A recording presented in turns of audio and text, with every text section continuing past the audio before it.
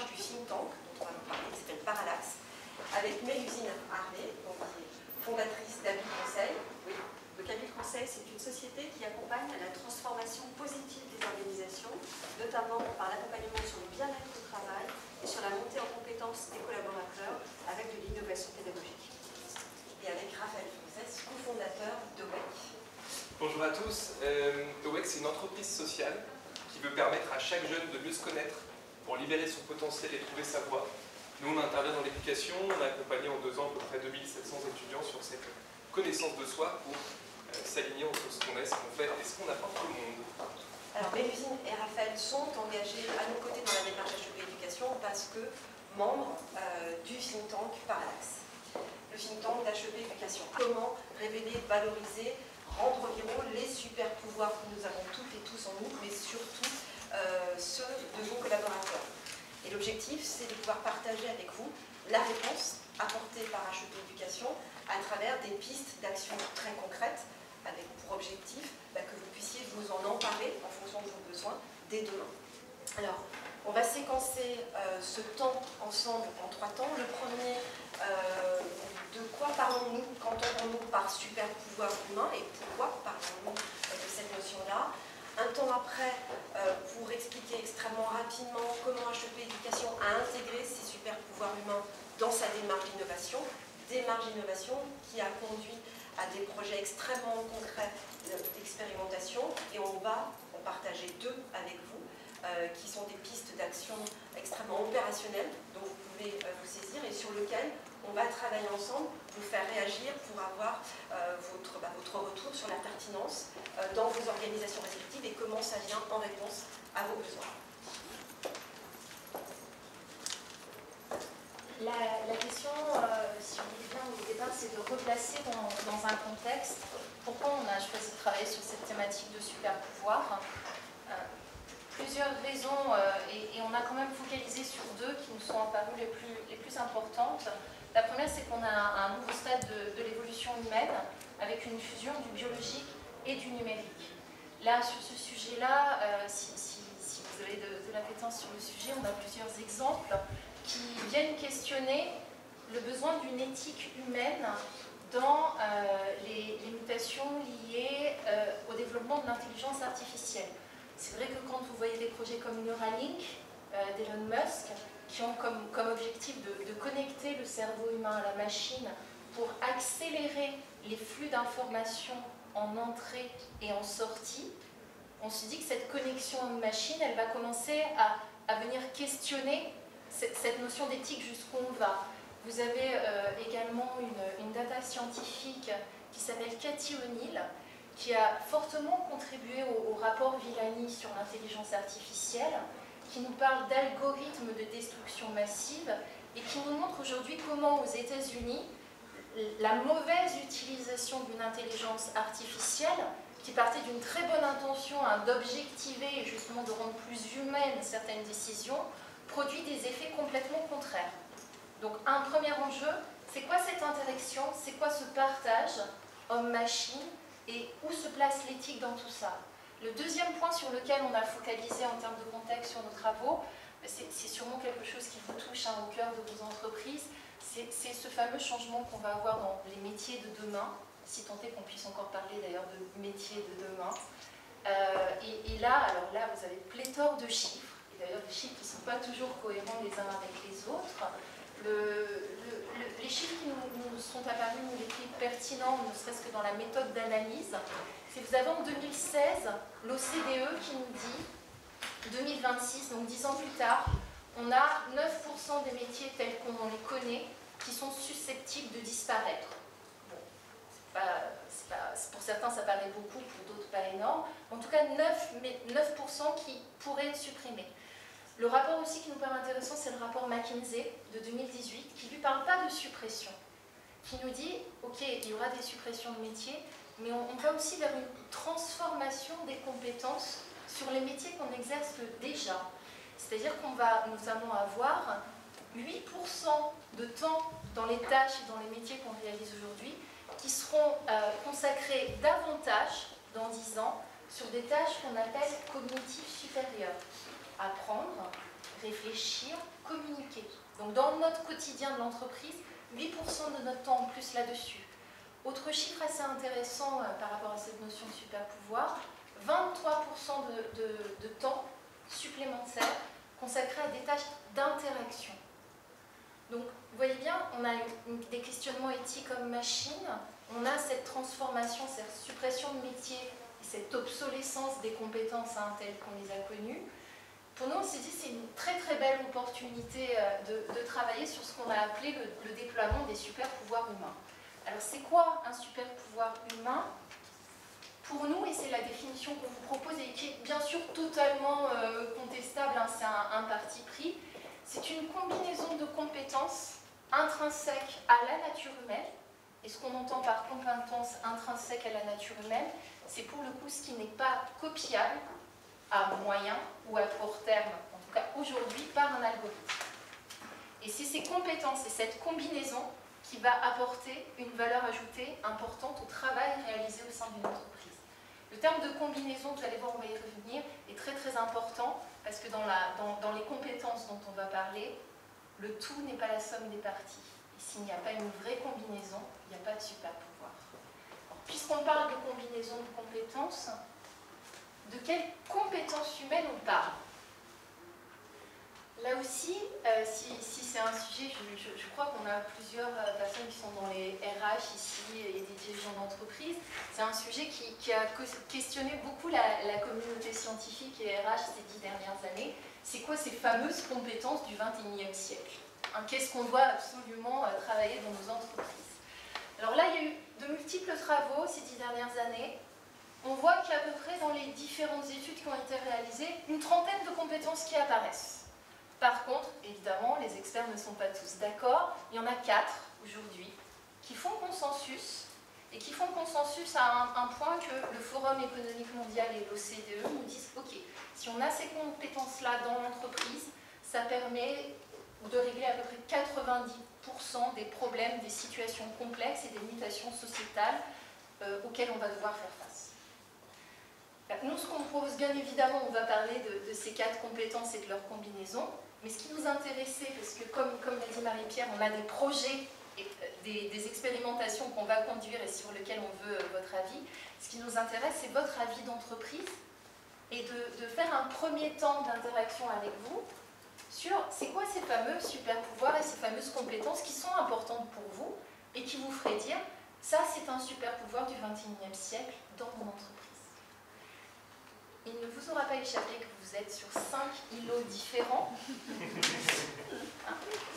Donc ce qu'on vous propose, c'est une dizaine de minutes. Alors ce sera en plus l'occasion de faire un peu plus connaissance entre vous. Une dizaine de minutes pour réfléchir. On a un panel ici d'entreprises extrêmement différentes, de taille d'entreprise, de métiers différents. Vous présenter et débattre. Si on avait 3 essentiels, ce seraient lesquels? Si vous n'êtes pas d'accord, on en parlera. Ok? On retient votre définition du super pouvoir, savoir que ça n'est pas copiable. Alors, partant du principe de cette définition, oui. Après, si vous êtes en désaccord avec cette définition, pour le coup, on est ouvert au débat et vous pouvez partir tout à fait sur une autre piste. Hein. Oui, oui. On est sur du débat, donc je ne vais pas refaire ce qui a été dit, le débat s'est ouvert. Alors sur les règles du jeu, ce qu'on vous propose, c'est de prendre peut-être une minute d'abord pour réfléchir de manière individuelle. Pour vous, c'est quoi les compétences d'avenir, les 5 compétences, les 3 compétences majeures pour vous en tant que chef d'entreprise, DRH, quel que soit votre secteur d'activité, etc. Donc 3 minutes en individuel et ensuite vous prenez le temps de partager, 3-5 minutes. Vous désignez un porte-parole de chaque groupe de telle sorte que dans 10 minutes, eh bien, on pourra faire un partage et on pourra ensemble voir quelles sont les 3 compétences majeures qui ressortent du groupe. Est-ce que ça vous convient? Ok, ben c'est parti. Puis si vous n'y arrivez pas, c'est que vous n'êtes pas prêt sur les compétences du XXIe siècle. Nous avons pensé à, je le mets comme ça, agilité. Votre capacité aussi d'avoir envie de créer, d'entreprendre, etc. La communication multicanal et liée à du numérique, de la voix, du contact, voilà, en permanence tout le temps. Et puis l'empathie, c'est-à-dire le côté émotionnel aussi. Qui parfois fait la différence chez les robots. Ça va? Merci Alors, il n'y beaucoup. a pas de bonne ou de mauvaise réponse à donner. C'est la vôtre en tout cas. Voilà, c'est la Exactement. vôtre. C'est ça le plus Donc, important. elle est forcément bien. Merci beaucoup. Qui veut prendre la suite? Il y a peut-être des choses qui vont se retrouver aussi. S'il y a des choses qui se retrouvent, n'hésitez pas en fait à venir à poser votre post-it sur la coupe. Je vais y aller, mais on en a 7. Alors, allez-y. Et on les a groupés. Allez-y, allez-y. Mal, on a une idée autour de la curiosité et l'idée d'imaginer l'impensable. Et voilà. Ça c'est quelque chose de nouveau. On a un autre point sur la conviction, la force de conviction. Ok. Après, on a un point qui est autour de la communication, l'interactivité, la capacité à travailler en équipe. Ok. Après, on a la capacité, alors on a 3 post-it qu'on peut regrouper sur le dépassement de soi, la capacité à apprendre, à se renouveler, à faire progresser, et l'idée de mobilité fonctionnelle et environnementale. On va se figer dans une position, on se Le déplace. mouvement. Voilà, C'est ça qui est oui, le mouvement. Est-ce que ça rejoint l'agilité quelque part? Oui, ça Oui, rejoint oui, la- oui, vous pouvez rassembler. On ne facilite pas bien la tâche. Voilà, il y a cette idée de bienveillance, d'empathie, de D'accord. savoir-être. En tout Qui cas, se retrouve ici. On peut le mettre et avec cette l'empathie ouverture. peut-être? Et puis enfin, peut-être à rassembler, je ne sais pas avec quoi, c'était l'erreur, douter. Ok. On peut mettre avec la remise en cause, je ne sais plus. Ouais. On avait un aspect là-dessus. Agilité, ça irait avec l'agilité ou pas ça? Ouais. Oui. Hein?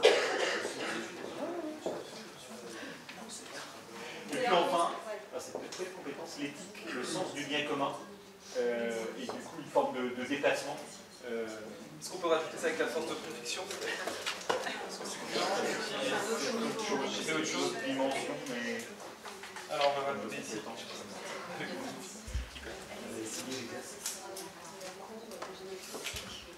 Ok, merci beaucoup. Groupe suivant, qui peut prendre la suite? Nathalie est prête. Ah non, non. Nathalie est partante. c'est Alors, parti. on en a 3, donc déjà, on a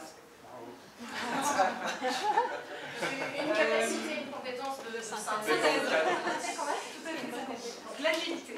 Ok. Je mets là. Qui se retrouve en haut. C'est juste là, ouais. Être agile, être en capacité d'adaptation, de rebond. Ça ne veut pas dire ne pas se fixer un cap, ça veut dire être capable de s'ajuster et d'avancer avec beaucoup de capacité de mouvement dans son cap. On en a une qui s'appelle le CO, qui veut dire co-construction, collaboration, coopération, Faire avec les autres. empathie, bienveillance, à la fois les qualités humaines et puis les qualités aussi d'action. Et en tout cas, le fait de créer du lien et du lien, ce que je pense qu'une machine n'est pas forcément capable de faire. Et puis l'ouverture, la vision de ailleurs et la capacité à regarder en mode global. Ça peut être international, ça peut être faire projeter dans un autre univers que le sien. Magnifique. Merci. Merci beaucoup. Groupe suivant, je crois qu'il y a deux groupes. Pas de souci. Alors on a sorti 4 compétences qui au fait sont un peu elles sont liées, l'une ne va pas sans l'autre. La première ça va être la pensée critique. C'est ce qu'il y a déjà quelque chose. Accepter l'erreur, peut-être douter. Quelque chose dessus. Oui, Est-ce que ça irait, est-ce que ce serait une déclinaison de l'agilité peut-être? Est-ce que c'est l'éthique? Avec accepter l'erreur, Ça peut permettre aussi de bouger, d'être dans le mouvement. réussir à se mettre en question aussi. Sinon ça peut être à part entière. Je le mets pas ici pour l'instant. Donc en fait c'est lié avec l'intelligence émotionnelle pour faire preuve d'empathie. Donc ça peut être Alors on dirait... empathie, on l'avait dit. Voilà, empathie ici. Tac. Et avec l'empathie dans le but de libérer la créativité de chacun en fait, chaque collaborateur de l'entreprise. Donc la partie créativité, curiosité, on est là. Et tout ça dans le but de travailler en mode collaboratif, parce que c'est ici qu'on veut travailler en mode collaboratif. Donc, Vous êtes en phase. Merci. Beaucoup de convergence. Alors on va être très en phase avec le groupe précédent, puisque parmi les trois compétences, on avait mis en avant la créativité notamment collective, l'intelligence émotionnelle bien sûr, ce qui caractérise le côté humain et j'espère pas tout de suite, enfin on espère pas tout de suite le côté algorithme. Et puis le troisième qui vient d'être cité, je crois, c'était la capacité à remettre en question, à prendre du recul, à questionner. Voilà. Super. Et enfin, on a voulu faire un 3+1, la capacité à savoir gérer la complexité dans un monde cadre, dans tout ce qui n'est pas cadre, puisque aujourd'hui les machines deviennent meilleures que nous dans un cadre, mais dans un non-cadre, dans quelque chose qui n'est pas défini et qui est humain, donc, on est meilleur, on est encore meilleur. Est-ce qu'on le mettrait alors plus dans la créativité ou dans l'agilité, une agilité très humaine? Entre les deux. Qu'est-ce que ce serait? Je sais pas Qu'est-ce si que on pense le pense groupe. L'agilité, c'est par ici. C'est par ici. Merci beaucoup. Super, merci beaucoup. Tu veux faire la séquence? On peut le faire ensemble. Vas-y, commence. Alors finalement, qu'est-ce qui... Déjà, peut-être le premier point qu'on peut voir ensemble, c'est qu'il y a beaucoup de convergence pour les 5 groupes. Une chose très importante, a priori, qui est l'agilité, savoir faire avec la complexité, savoir finalement se mouvoir, qui ressort ici. Le côté coopération, la capacité de travailler avec l'autre, de bien se connaître, de travailler avec l'autre. Tout ce qui est créativité, ouverture. Donc finalement, tout ce qui est innovation, pensée au nouveau. Qu'est-ce qu'on peut voir d'autre? Ici, il y avait le sens de l'éthique, force des convictions. Et puis tout ce qui est finalement la relation avec l'autre, la bienveillance, l'empathie, l'intelligence émotionnelle qui ressort. Voilà, ça nous en fait quoi, 5 à peu près? Ça fait 5 grands ensembles. Alors c'est vrai que la chose, ces 5 grands ensembles, on les retrouve globalement dans un des référentiels aujourd'hui qui fait plutôt foi, qui est le référentiel P21, que peut-être certains connaissent, qui a été élaboré par le gouvernement américain avec tout un consortium d'entreprises, qui définit une douzaine de compétences. Les 4 principales dont on va vous parler, mais également ce que vous avez, quand vous parlez d'éthique, de bien commun, c'est ce qu'on appelle les social skills, et donc tout ce qui est en lien avec un contexte environnemental. Ce qui rajoute, et ce qui est un peu peut-être moins là, et encore c'est discutable, c'est ce qu'on appelle des compétences de littératie aussi, mais ça fait débat, hein, ça encore. Et puis, quand vous parlez d'agilité, alors ça c'est vrai que c'est une thématique qu'on retrouve beaucoup dans les différents référentiels, mais davantage comme une conséquence possible de la combinaison d'autres compétences. L'agilité s'inscrit plus comme, parce qu'on a toutes ces compétences combinées, ça nous permet justement de faire face à la complexité et donc d'être agile. Alors, vous êtes quand même très convergents avec, et je ne sais pas si on peut dire heureusement ou pas, hein, je ne mettrai pas de jugement de valeur, mais en tout cas avec ce que nous disent l'OCDE et le Forum économique mondial, 4 compétences qui font vraiment consensus pour ces organisations et qu'on partage complètement. Au point, et je vais essayer de ne pas être long, vous avez, on ne va pas rentrer dans un débat sémantique sur la notion de compétence, mais les 4 compétences qui soulignent sont des compétences cognitives, c'est-à-dire qu'ils font appel à apprendre, communiquer, réfléchir. Là, dans ce que vous avez indiqué, il y a beaucoup de compétences comportementales et motivationnelles aussi, mais qui se combinent du coup avec celles qu'on va voir ici. La première compétence clé du XXIe siècle pour ces organisations, c'est la créativité. Je ne sais pas si on l'a trop... elle est là, hein. C'est vraiment Ok. tout le bloc là. D'accord. Créativité. Petite compétence technique. C'est la première. Le jaune l'a fortement souligné, le groupe du fond. Imagine-toi ça, l'ouverture, non, elle est extrêmement présente. Et la créativité, alors là, au sens, chaque grande compétence cognitive, bien sûr, est déclinable en capacité. Et dans la compétence de créativité, on entend bien évidemment l'inventivité, la capacité aussi à avoir de la pensée divergente sur des problématiques, toutes ces thématiques qui permettent de créer de l'innovation et de répondre à des problématiques complexes, ce que vous indiquez ici. La deuxième compétence cognitive, c'est la coopération. Vous avez mentionné le co, la capacité à travailler ensemble. On est totalement là-dessus, et par coopération, on entend un sens de l'interdépendance positive.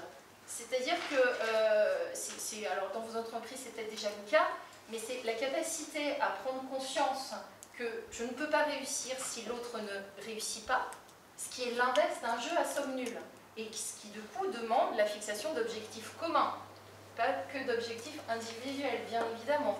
Donc cette coopération qui va demander une sensibilité aussi dans la relation à l'autre. Troisième compétence, la communication.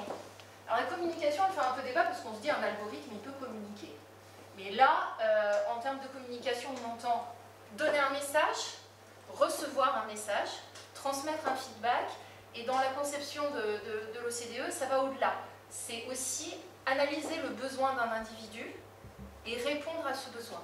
Et à ce stade, en tout cas, c'est peut-être celle que je discuterai le plus, parce qu'on a vu un rapport sur les chatbots aujourd'hui qui nous disait que bon, quand même, on y arrive. Mais en tout cas, on n'aura peut-être pas le débat, mais on pourrait l'avoir, parce que ce serait très intéressant. Est-ce qu'un algorithme pourra communiquer aussi bien qu'un être humain? À ce stade, la réponse est encore non. Karine, juste rajouter un point par rapport à la communication. Tout ce qui est intelligence émotionnelle et relationnelle, bien entendu, va nourrir ces capacités de communication et font partie vraiment de l'ADN humain, beaucoup plus que de la machine. Complètement. Et le dernier, alors vous l'avez mentionné, et d'ailleurs, je puis me permettre, vous l'avez mentionné beaucoup mieux que cette formulation ici, parce que esprit critique, c'est beaucoup plus, quelqu'un a parlé de pensée critique, et c'est davantage ça, en tout cas à notre sens. Donc cette pensée critique, c'est cette capacité de discernement, cet esprit logique, cette capacité à raisonner, mais aussi à intégrer les points de vue des autres et à être flexible sur ses positions. Ce qui est pour le coup pas du tout le cas à ce stade encore d'un algorithme. Et on n'est pas sur de la logique pure. Puisque évidemment, et là aussi on a des petits jeux entre nous, c'est quand il s'agit de prendre une décision et de se dire c'est quoi une décision juste, là il y a un vrai débat et l'algorithme à ce stade n'a pas ce débat. Il va réagir en fonction de paramètres humains certes, mais il n'y a pas de débat sur qu'est-ce qui est juste dans une prise de décision. Ces 4 compétences, elles sont multidimensionnelles, en tout cas au XXIe siècle, c'est-à-dire qu'elles incluent savoir, savoir-faire, savoir-être. On estime que pour que ça amène à un super pouvoir, c'est important qu'elles soient maîtrisées à un niveau supérieur à aujourd'hui, en termes de maîtrise, donc beaucoup plus importante, c'est ce qu'on attend au XXIe siècle. Et nous, ce qui est important dans les travaux qu'on a menés sur HEP Éducation, c'est de se dire que pour qu'on orchestre les 4 ensemble d'une façon qui nous paraît intéressante, il en manque une 5e qui vient un peu comme chef d'orchestre des 4, qui est le 5e C et la conscience de soi, des autres et de son environnement, et qui est une notion qui intègre ce que vous dites par rapport, je pense, à tout ce qui est éthique, sens du bien commun notamment, et qui est un peu la teinture de la combinaison de ces 4 compétences. Et seulement à ce moment-là, on atteint un super pouvoir et une conception des compétences plus humanisme qui est au cœur de la démarche, en tout cas, que nous, on a voulu mener. Nous y allons, on va arriver sur notre propos, puisqu'effectivement, on a voulu faire ce travail ensemble là maintenant pour pouvoir enfin répondre à la question qui était celle de la masterclass et comment HEP Éducation propose une réponse pour révéler, valoriser et rendre viraux ces super pouvoirs humains dont on vient de voir l'importance extrêmement forte. Alors, HEP Éducation, pour que vous compreniez pourquoi nos propos et les projets sur lesquels on va vous faire réagir et comment ils ont été construits, c'est une collective. Quand on dit collective, c'est un ensemble ouvert de 35 écoles et centres de formation. Nous avons un stand sur l'entreprise du futur, donc je ne vais pas citer toutes les écoles et centres de formation, vous les retrouverez.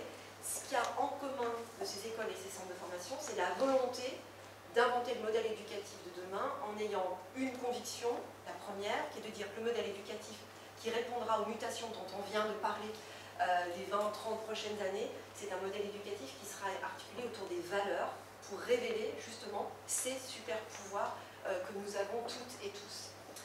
La deuxième conviction qui a guidé cette alliance volontaire, c'est une alliance volontaire sans fusion, c'est pas une alliance juridique ou financière, c'est de dire que l'éducation n'est pas la propriété de l'école. L'éducation concerne toutes les parties prenantes de la société. Vous êtes là, on interagit avec d'autres publics, mais c'est un vrai sujet politique qui doit vraiment dépasser le cadre de l'école pour que, ce qu'on disait précédemment sur les enjeux du numérique, l'intelligence artificielle, pour que l'homme augmenté ne soit pas déshumanisé. Donc on voit bien que ces super pouvoirs humains ils sont au cœur de ce modèle éducatif qu'on a mis en place et qu'on continue de définir. Alors, dans ce modèle éducatif, il y a 3 valeurs qui sont notre acronyme, HEP, humanisme, entrepreneuriat, professionnalisme, avec une définition, avec un objectif pédagogique que l'on assigne à chacune des valeurs. Et on retombe sur ce qu'on vient de voir sur les compétences, et c'est ce qui a guidé les projets sur lesquels vous allez réagir et donc sur lesquels vous pourrez vous emparer demain chez vous. La première valeur, c'est humanisme, alors au sens, on ne va pas vous faire la lecture de la valeur, hein, mais au sens de comment, de l'importance d'être aligné avec soi et avec les autres. Le E d'entrepreneuriat, je fais très court, hein, mais pour qu'on aille au cœur du sujet, l'entrepreneuriat, c'est comment on se met en volonté, en capacité d'entreprendre son futur, quel qu'il soit, quel que soit son projet de vie, quel que soit le chemin de vie, le moment de vie dans lequel on est. Et le P de professionnalisme, c'est comprendre l'importance du geste, du mot et de la posture juste, comment on l'acquiert, comment on la transmet. Et on voit bien que ces 3 valeurs, on retombe sur ces compétences humaines du XXIe siècle et comment il est important de pouvoir les mettre en œuvre dans un modèle éducatif qui va servir certes les apprenants, les étudiants, mais vous, les entreprises, les parents, des organisations, toute la société dans sa globalité, puisque l'objectif c'est que, avec un nouveau modèle éducatif, on puisse accompagner des hommes, des femmes qui seront agiles, alignés, ce qu'on a vu depuis tout à l'heure, et en capacité d'agir pour une société civile plus humaniste. Alors, HEP Éducation a déjà, au-delà d'une vision militante de l'éducation, il y a des choses qui existent. On a éprouvé sur le terrain de nos 35 écoles et centres de formation des actions concrètes autour des valeurs, ce qui était un peu inédit, de faire réagir des étudiants de Bac-2 jusqu'à Bac+6, un public jeune, un public adulte, sur comment intégrer les valeurs dans un parcours d'apprentissage. Donc avec une journée expérientielle où on accueille tous nos nouveaux étudiants, ils sont plus de 3000, on leur fait vivre les valeurs, on leur fait en une journée, c'est une initiation, mais comment découvrir des super pouvoirs humains, et on voit que c'est différent quand on a 16 ans, quand on a 25 ans, quand on est dans des parcours de formation très différents, et c'est intéressant. Deuxième élément, c'est qu'on a intégré dans chacune des années de chacun de nos programmes un module de 20 heures autour des valeurs. Et là aussi, on voit qu'avec un apprentissage autour des valeurs, on permet de révéler des super pouvoirs humains. Ce qui est important, au-delà de ce qui existe déjà, c'est ce qui est en chemin pour aujourd'hui et demain, et ce que vous allez encore une fois pouvoir vous emparer, c'est la démarche d'innovation dans laquelle on a engagé HEP Éducation avec ses convictions, avec notre think tank, qui s'appelle Parallaxe, avec ce que veut dire la parallaxe, hein, le pas de côté, la convergence de regards différents, croisés. Et on s'est donné 3 ans, donc là vous voyez qu'on est au démarrage de 2e année. Donc 2018, on a fait un travail sur lequel vous allez réagir là dans quelques minutes, sur les grandes orientations du modèle éducatif de demain.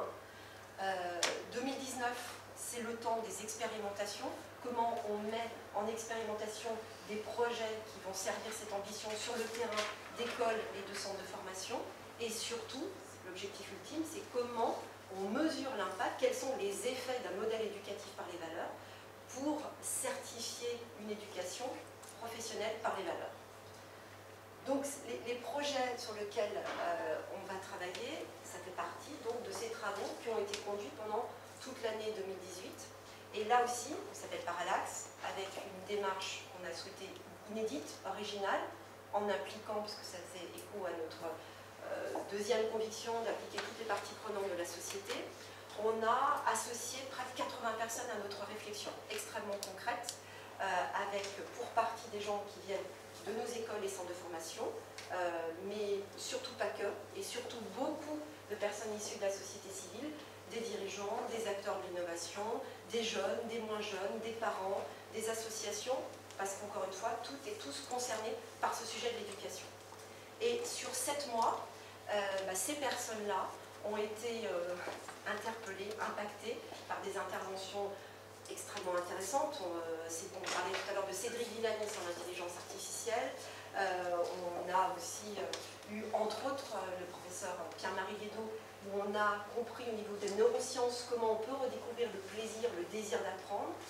Donc différents intervenants qui sont venus rythmer le travail et permettre au bout de ces 7 mois de travail, de pouvoir formaliser 10 orientations en matière d'apprentissage pour le modèle de demain et 14 projets d'expérimentation sur lesquels on va vous en livrer 2 majeurs.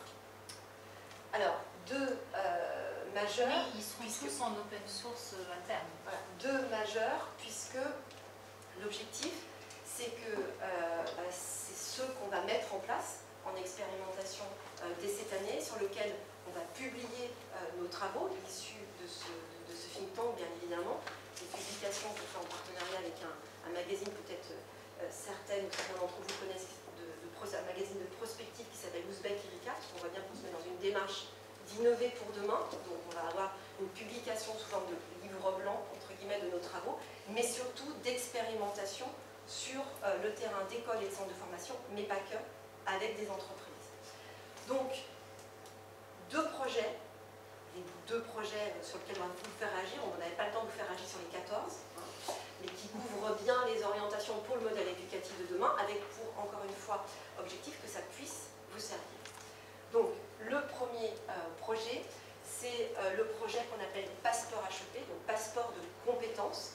On revient sur cette notion de compétences au sens comment ce projet permet, chez vous, dans vos organisations, d'identifier, développer et certifier les super pouvoirs humains. Avant de rentrer dans le projet, il y a, et on en a parlé, il y a une notion, un concept extrêmement important, c'est le concept d'ikigai. À la base, l'ikigai, c'est un mot japonais, effectivement, qui signifie raison d'être et joie de vivre. En fait, il y a une légende autour de ce mot-là.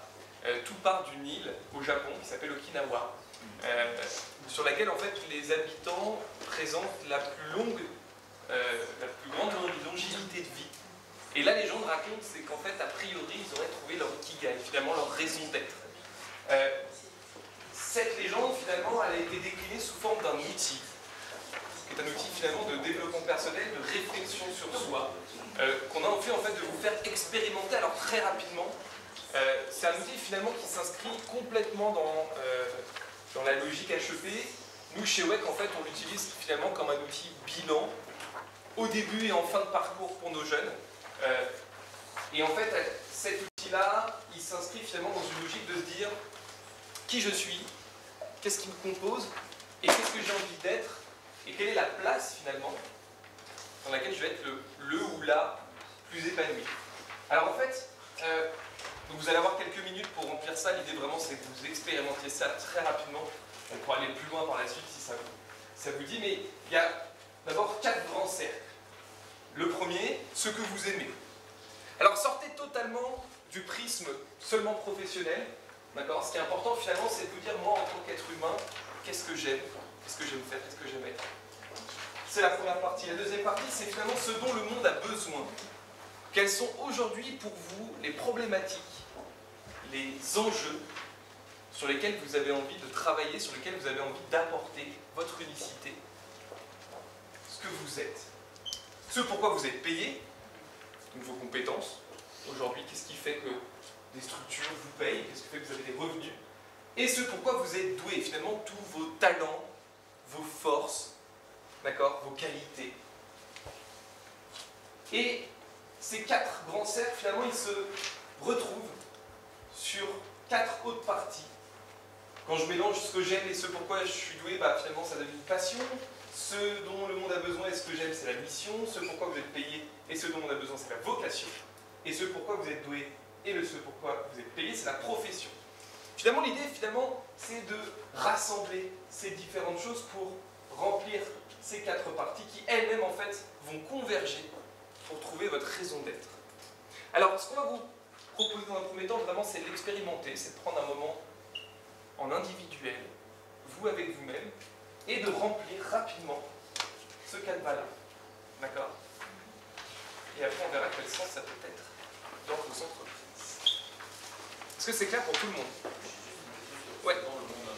Oui. C'est ce que vous avez envie d'apporter. C'est quel enjeu, finalement, aujourd'hui, est important pour vous. Ça peut être l'emploi, la solidarité, le chômage, le handicap, et encore, ça c'est avec mon prisme que je dis ça. Et vous avez 5 minutes Alors évidemment, en 5 minutes, ça fait très peu, je vous l'accorde. Mais c'est des questions sur lesquelles vous avez tous déjà réfléchi longuement. Justement, c'est le plus essentiel.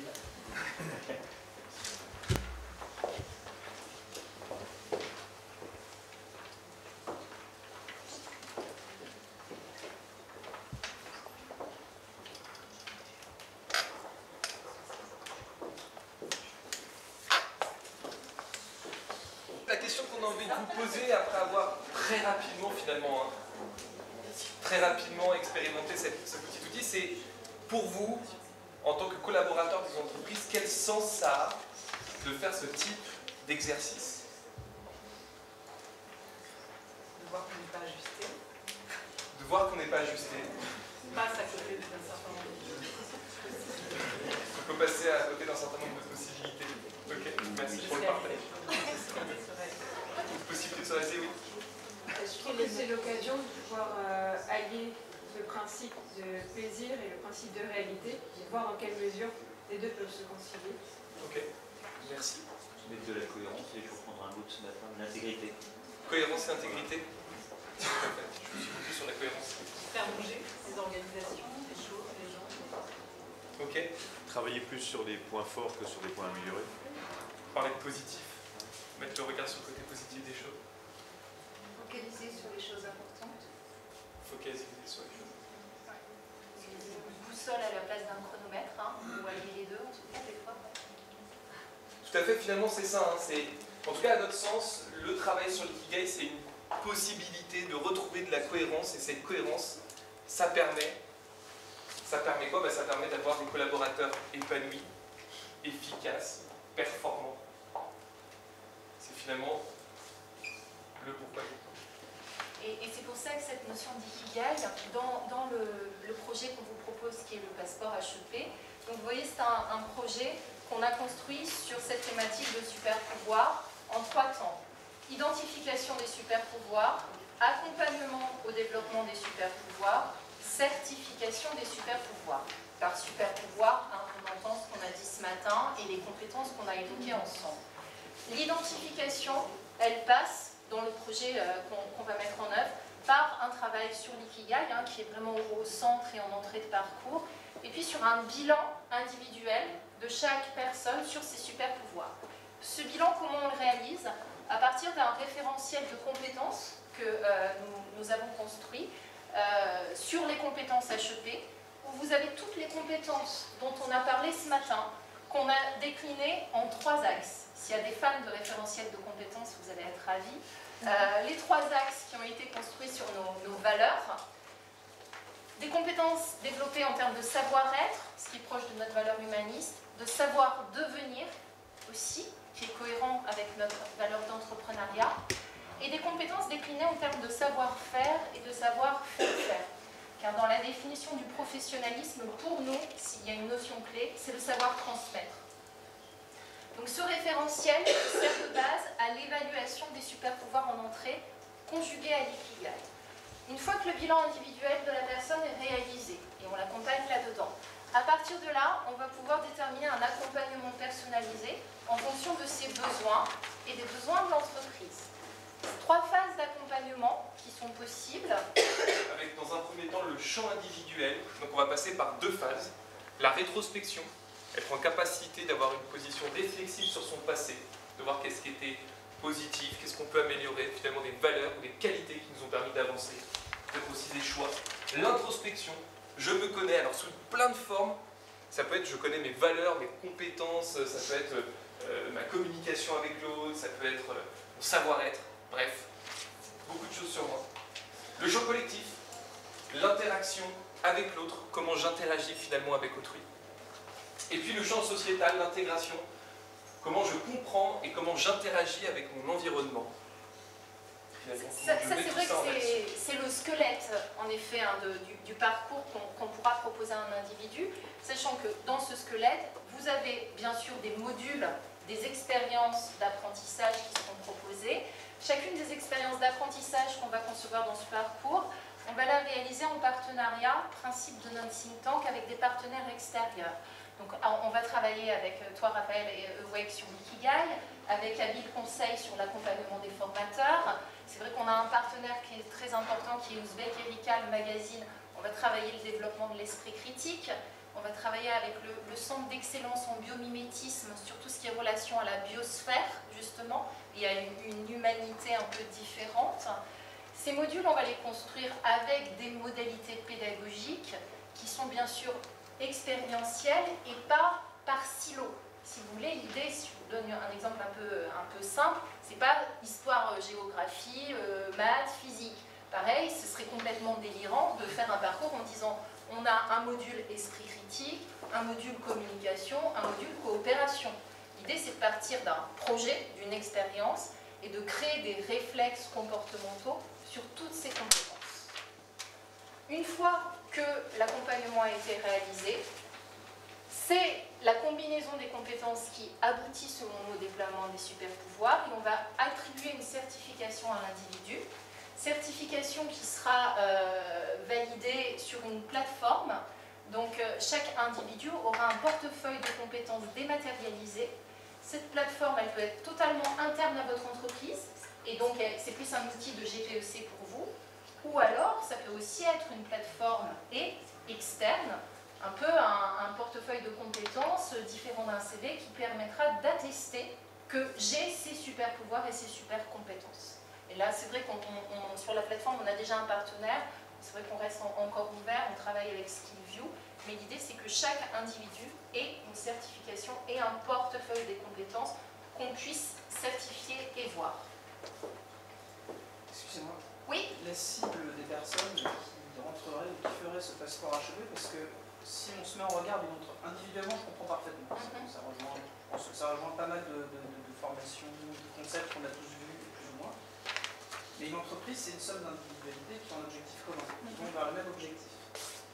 Et moi, je vois évidemment une valeur, une forme de reconnaissance pour un salarié, parce qu'on a un salarié qui suivrait ce genre de choses, une capacité de lire ou de comprendre son salarié de la même façon que d'autres outils de management qu'on a pu avoir les uns les autres. Mais je vois aussi un risque de frustration potentielle. Je vois aussi, et j'ai une question, c'est comment j'allie ensuite les enseignements pour servir le but commun de l'entreprise. J'avoue que là j'ai un petit flou, je suis peut-être trop cartésien. Oui, alors je vais essayer de vous faire une réponse assez courte par rapport à ça. C'est vrai que vous pouvez le définir individuellement et travailler sur un passeport de compétences par rapport à un objectif collectif. Je ne vais pas vous faire le schéma réducteur intra-entreprise, inter-entreprise, mais c'est vrai que si vous voulez avoir cette démarche au niveau d'un écosystème entreprise, ce qui est intéressant, c'est de travailler avec vous pour voir déjà si nous, le référentiel de compétences qu'on vous propose est en phase avec les objectifs d'entreprise. S'il faut l'amender, dans ces cas-là, on l'amende. Et à partir de là, on définit les objectifs communs, un niveau de posture, puisque vous allez voir dans les compétences, vous avez des niveaux de posture, mais on va venir juste derrière. Est-ce que vous voulez juste qu'ils sachent faire? Est-ce que vous voulez qu'ils sachent faire et qu'ils sachent transmettre pour créer un écosystème apprenant? Je dirais que c'est comme chaque démarche de conseil, on va devoir co-construire l'objectif et le parcours avec vous. Inter-intra, hein, c'est un peu schématique, mais c'est un peu la même philosophie. Ça répond à votre question, monsieur? Ça me donne une ouverture, effectivement, et c'est moi qui ai bien perçu le niveau 2 au développement des super pouvoirs, parce que quelque part, il y a aussi le chassé naturel, jardin au galop, donc je veux dire, on peut orienter, mais à un moment donné, on se retrouve dans un environnement très pratico-pratique, enfin souvent, ça dépend des métiers de chacun, mais et quand bien même on sait où on veut aller, on va revenir en position, en position sur un fonctionnement plus naturel et plus profond. Mais ceci étant, ça peut être un bon cadre. On est aussi, et on le verra de suite, on va enchaîner sur le deuxième projet, si on a le temps, c'est qu'on part sur un dispositif d'open badge quand même. Je ne sais pas si ça vous parle à tous, ce dispositif d'open badge. C'est que notre conviction, c'est qu'on n'apprend pas forcément que dans un contexte professionnel, ni à l'école, dans une formation. Donc l'idée, c'est de coupler ce passeport de compétences à ce qu'on va monter, c'est-à-dire un dispositif d'open badge. Si vous avez acquis, vous avez vécu des expériences dans votre vie qui aujourd'hui vous ont permis, en dehors du travail, d'acquérir une compétence liée à ces super pouvoirs. Je veux peut-être expliquer, l'idée c'est justement Rapidement, si vous voulez, est-ce que vous connaissez les open badges? Ça vous parle pas du tout? L'idée générale, c'est qu'il y a des informaticiens, il y a la Fondation Mozilla qui, le jour, s'est dit ça apprend énormément en dehors du cadre des formations, de l'éducation, etc. Et tout ce qu'on peut faire, notamment dans le cadre associatif ou même dans le cadre familial, ça n'est pas valorisé. Donc l'idée des open badges, c'est quoi? C'est de valoriser des compétences, peut-être pour aller directement sur le badge, de valoriser des compétences de vie par un système peer-to-peer, donc pair à pair. Par exemple, dans votre écosystème, quelqu'un va dire, bah, tiens, lui, il connaît très bien, il est très bon en communication interpersonnelle, oui, il parle magnifiquement bien le chinois, il sait transmettre le chinois, je vais lui donner un badge, il aura ce badge sur son profil, sur l'intranet de l'entreprise, par exemple, il pourra le mettre sur son CV, ça va le valoriser et ça va lui permettre derrière de se vendre, par ailleurs, plus tard. Donc l'idée générale, c'est que ça va permettre aux collaborateurs d'être valorisés, de se sentir mieux, bien sûr, puisqu'ils seront tous reconnus. Ça va générer donc du bien-être au travail, de la reconnaissance, et bien sûr, ça va permettre de renforcer cette dynamique humaniste au sein des organisations. Donc j'étais extrêmement rapide, c'est très technique. Hein. Il y a en France la région Normandie qui est très en avance sur l'open badge. Bon, maintenant Karine va faire un complément, mais l'idée c'est ça, le principe de l'open badge c'est ça, c'est que quand on met en place un système d'open badge dans son organisation, on commence petit à petit à reconnaître les compétences informelles des collaborateurs, à les valoriser, potentiellement à rentrer dans une dynamique d'entreprise apprenante, c'est-à-dire que le collaborateur qui a cette compétence va pouvoir aussi la transmettre, et donc l'entreprise va pouvoir prendre un chemin vers l'excellence beaucoup plus rapidement que si elle n'avait pas misé sur ces open badges. Voilà, je l'ai fait très rapidement. Je ne sais pas si c'était votre propos, mais par rapport à ce que vous avez dit sur chasser le naturel, il revient au galop. Un dispositif d'open badge, alors tout le monde peut en ouvrir un, si vous n'êtes pas trop familier, c'est un système qui est en open source, donc on peut construire un référentiel d'open badge, vous pouvez construire comme la Normandie l'a fait, et comme on l'a fait nous, on a calé notre dispositif sur nos 3 valeurs, vous pouvez créer votre propre référentiel open badge. L'idée, c'est de se dire que dans un dispositif open badge, vous avez quand même un minimum de cadres. C'est-à-dire que si j'ai un badge, je peux aller consulter ce badge et voir, par exemple, que madame a une compétence en chinois, comme tu l'as dit, et ensuite je définis une posture. C'est madame, est-ce qu'elle a découvert le chinois? Est-ce qu'elle l'a testé et elle sait avoir une conversation en chinois? Ou est-ce qu'elle peut aller encore plus loin? C'est non seulement je sais faire, mais j'ai des compétences pédagogiques qui me permettent de transmettre à d'autres collaborateurs dans l'entreprise. Et ça, c'est le lien avec, en effet, l'écosystème apprenant. Quand même un peu plus intéressant qu'un consultant, j'aime pas dire ça, un consultant externe qui va venir, mais qui va partir et qui va favoriser quand même le chasser le naturel, on revient au galop. Là, je peux aller solliciter mon collègue, j'ai une visibilité de qui sait faire quoi, c'est extrêmement valorisant, et dans mon badge, j'ai plusieurs informations.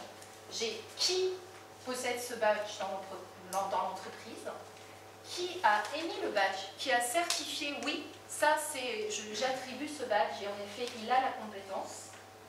Les conditions d'attribution, est-ce qu'on a fait valider ça par des experts, c'est quoi le dispositif de validation, et la date, on va dire, d'expiration du badge. Parce qu'on peut tout à fait considérer que c'est pas parce que vous avez fait une grande école quand vous avez 18 ans que vous êtes un bon manager pendant 30 ans. Donc, évidemment, donc on va donner une date d'expiration à partir de laquelle le badge n'est plus valable, sauf si vous repartez sur un accompagnement ou une transmission avec quelqu'un qui possède le badge de façon plus récente. Un chiffre, 235 000 badges décernés en 2017, donc c'est quelque chose qui fonctionne, a une croissance en termes d'attribution de badges de 1400%. Voilà, donc juste pour vous donner une idée, c'est vraiment un système qui est en train de se développer. Ouais. Et avec une très belle émulation, si on ressent sur notre sujet des super pouvoirs et de la valorisation, quand on travaille sur ce sujet, c'est vrai qu'on avait vu que sur Wikipédia, on a analysé les plus grands contributeurs à Wikipédia, et on s'est rendu compte que quand vous êtes contributeur à Wikipédia, en fait, vous avez un système aussi de badges. Et c'est extrêmement motivant pour les gens d'avoir ces badges, de les rendre visibles, de dire « je suis un gros contributeur Wikipédia ». Donc ça crée une émulation dans l'entreprise qui est extrêmement saine et qui participe à la valorisation et au rendu viral de ces super pouvoirs. On a le temps quand même de demander un petit feedback. Je ne veux pas me passer de mon regard de passe. La gardienne du temps. C'est pour vous et qu'on a dit que du coup il fallait libérer entre guillemets tout le monde à 13h05, 13h10, grand max. On va arrêter de parler. On aurait plein de choses à vous dire et les deux projets qu'on vous présente se combinent parfaitement. C'est ça qui est intéressant. Mais si vous avez bien évidemment des réactions et surtout en quoi ces projets pourraient avoir du sens pour vous ou comment vous nous conseilleriez éventuellement de les compléter pour les rendre encore plus intéressants pour vous. Si sur les deux référentiels de compétences, il est générique, la suite que cette mission du poste, enfin du positionnement, par exemple, parce qu'il y a un référentiel de compétences pour des leaders dans l'organisation, pour des managers, on demande effectivement des compétences en termes de savoir-être, de savoir-faire, des soft skills qui sont un petit peu différents. Plus un référentiel de compétences qui est générique. D'accord. Oui, c'est un référentiel du compétence générique, donc articulé sur ce qu'on disait sur ces trois valeurs avec ce qu'on donne comme objectif pédagogique, avec ce que Karine disait, le savoir, savoir devenir.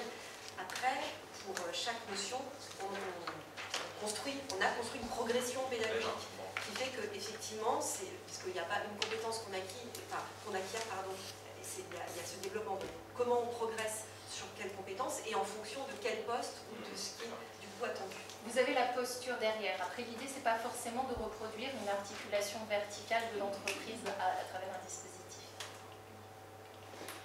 Si je comprends bien, vous êtes en phase d'expérimentation et vous avez des structures qui expérimentent ces deux outils. Est-ce que vous avez déjà des retours?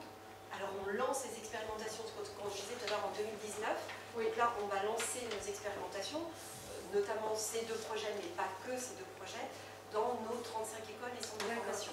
Donc là, on a ces projets-là. Alors, l'objectif, c'est de les expérimenter dès l'été, dès la rentrée 2019, parce qu'on fonctionne en année scolaire, pour en mesurer les impacts l'année prochaine, et qui permettra d'établir un référentiel lié à ce modèle éducatif. Et en parallèle, le fait qu'on ait cet échange-là aujourd'hui, c'est qu'on va expérimenter aussi ces projets avec des entreprises et des institutions qui ont fait partie du think tank, mais pas que. Ça veut dire que, parce que l'objectif de l'échange qu'on a ultra court et navré, c'est que ça puisse aussi répondre à vos problématiques.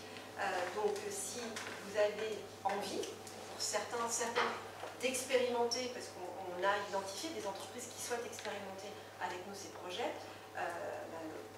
dites-le nous, parce que ça fait partie de ce qu'on va programmer là dans les trois prochains mois.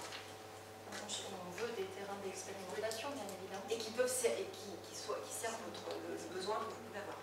Oui, c'est juste, la compétence, elle se voit dans une situation donnée, dans un contexte donné. Et les exemples que vous avez donnés sont beaucoup des savoir-faire, mais en termes de savoir-être, c'est particulièrement délicat de savoir si cette rigueur, par exemple, qu'on attend dans tel type d'activité, c'est pas la même chose dans un autre contexte, avec un autre environnement relationnel. Du coup, ça pose la question de la certification et de la preuve. Comment vous le tracez, ça, comment vous le faites? Parce que je pense que c'est un des points particulièrement délicats dès qu'on est sur du comportemental, ce qui est le cas des deux sur trois. C'est un savoir-être et puis... Comme tu veux, c'est peu importe. Alors si vous voulez, en fait, le principe de la certification, enfin de l'open badge est très sourcé. Donc en fait, dans la manière de concevoir l'open badge, on va dire par exemple, on a évalué la capacité, la compétence relationnelle de telle personne dans telle et telle situation. Donc après, ça permet de tracer. Comme tout est fait par informatique, on a une traçabilité extrême. Et après, ça permet au fur et à mesure de croiser toutes les situations dans lesquelles ça a été évalué pour permettre de voir si c'est effectivement une compétence experte qu'a acquis la personne, si c'est plus une compétence dans un contexte donné particulier. Donc l'idée c'est ça, je ne sais pas si ça répond à mes questions, mais c'est cette idée en fait, vraiment de dire... C'est le comment. C'est le comment, on est vraiment sur le comment.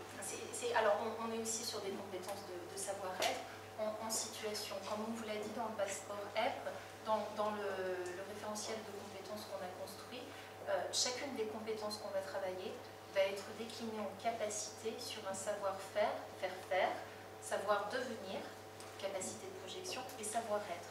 Ces trois capacités, on va les travailler en transdisciplinarité sur des expériences en situation.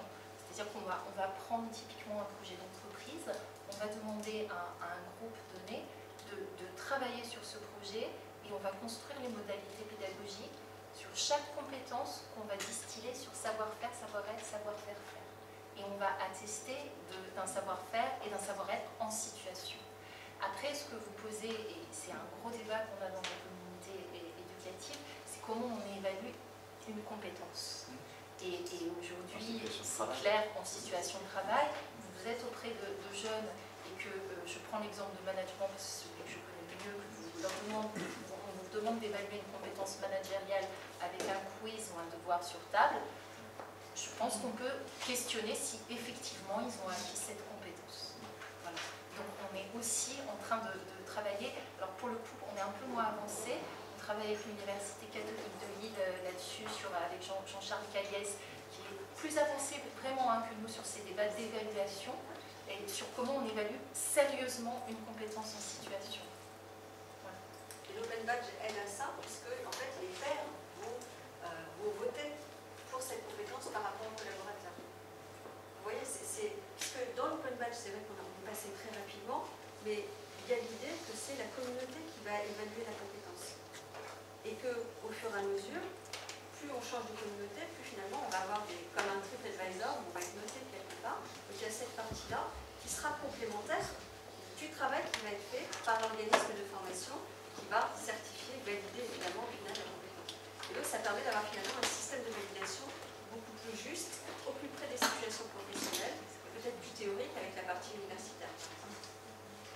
La compétence, elle vient de la personne qui se fait juger, ou est-ce que c'est les gens qui disent la qualité de compétence et les résidences? Comment ça marche? À définir. Ça, c'est vraiment, la structuration du modèle se définit par personne. C'est vrai qu'elle est croisée, c'est assez proche de ce que dit monsieur, c'est-à-dire qu'on se rend compte aujourd'hui que les évaluations de compétences qu'on appelle 3C, elles sont entre guillemets plus justes, évaluation par un expert métier, évaluation par des pairs et évaluation évidemment peut-être par un formateur.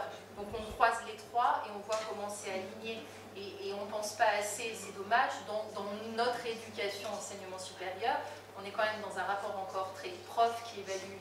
Et on ne pense pas assez à demander des compétences d'évaluation entre pairs, qui est quelque chose qu'on va développer aussi. Donc peut-être que les trois regards croisés, difficile d'évaluer une compétence, mais la rendra un peu plus juste, cette évaluation de compétences. Ce que je vous propose, puisque là on tient notre planning, voilà. Non mais bon, on vous avait livré une version, alors vraiment c'est un ersatz, on aurait, voilà, l'objectif c'est de pouvoir rentrer avec vous dans le détail pour pouvoir voir comment ça peut répondre à vos problématiques. Donc c'est un premier moment qui est passé ensemble. Après, à votre disposition et avec plaisir pour poursuivre l'échange. Merci.